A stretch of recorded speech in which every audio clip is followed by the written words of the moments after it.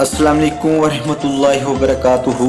उम्मीद करता हूँ कि सब दोस्त ठीक ठाक होंगे। सब दोस्तों से एक छोटी सी रिक्वेस्ट है कि प्लीज़ मेरे चैनल को सब्सक्राइब करें और लाइक करें, वीडियो को फुल वॉच करें। करने के बाद कमेंट करके बताना कि वीडियो कैसी लगी। आइए वीडियो स्टार्ट करते हैं। वो कौन था जो रात को अदालतें लगा गया? वो कौन था गमश्तों को तख्त पर बैठा गया? वो कौन था